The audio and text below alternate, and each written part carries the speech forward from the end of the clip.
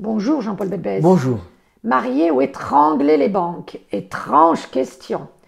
Dernièrement, Emmanuel Macron a dit ne pas être hostile à la vente d'une banque française. C'est nouveau. C'est nouveau, mais c'est le jeu. Emmanuel Macron, lors d'une interview à Bloomberg, disait qu'il nous faut des banques en Europe plus grosses, plus importantes, de taille supérieure. Et automatiquement, l'intervieweur lui dit « Mais si quelqu'un vous propose, Monsieur le Président, d'acheter une banque française, qu'est-ce que vous dites ?» Et le président Macron a dit « Oui ». Et automatiquement, enfin, dans la minute, la bourse a dit « Tiens, on parle de la Générale ».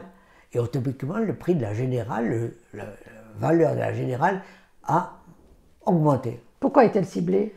Elle est ciblée parce qu'au fond, on n'a pas de choix. Quand vous regardez le système bancaire français, vous avez 4 grandes banques. La BNP, la première, et évidemment, aucun gouvernement n'acceptera de la vendre. Ensuite, le Crédit Agricole et la BPCE sont des mutuelles, et donc, en quelque sorte, pour des raisons de statut, ne sont pas achetables. Il reste au milieu, coincé en fait, la Société Générale, qui fait tous ses efforts pour être plus rentable, mais qui a une part de marché petite, sinon trop petite. C'est donc, elle, la cible. Il y a une rumeur de consolidation bancaire supérieure en Europe. Absolument. C'est toujours pareil. C'est-à-dire que vous avez, on sait qu'il faudra qu'il y ait des restructurations bancaires en Europe, et on sait que ça commence dans un pays ou dans un autre.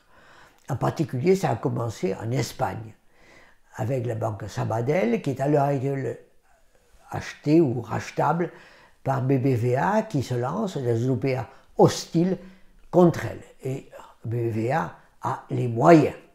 Il y a aussi, de plus en plus en France, d'autres idées qu'il nous faut des banques plus importantes et plus grosses. Partout, il y a l'idée qu'il nous faut des banques plus grosses, plus fortes. Et c'est là qu'intervient le rapport d'État, qui dit qu'il nous faut effectivement, si vous voulez mieux financer des banques, mieux financer des économies, il nous faut des unités plus fortes, plus solides dans la situation que nous vivons. On a parlé de mariage, et maintenant, qu'est-ce que c'est l'étranglement des banques? Eh bien, le mariage, on voit bien qu'il n'est pas facile. Hein, et l'étranglement, il vient en plus. C'est-à-dire que dans une situation où vous avez une concurrence extrêmement forte, qui réduit les marges, arrivent aujourd'hui des banques informatiques, des banques sans réseau, qui n'ont pas donc les frais de structure des banques à réseau, et qui, en quelque sorte, elles font baisser les taux de crédit. En plus, oui. Elles font la concurrence à ces banques et rendent plus difficile leur situation.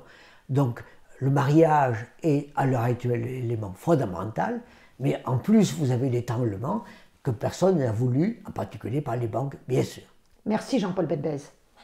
Je vous invite à vous abonner, je vous invite à liker, je vous invite à en parler, je vous invite à faire des commentaires. Donc, je vous invite, merci.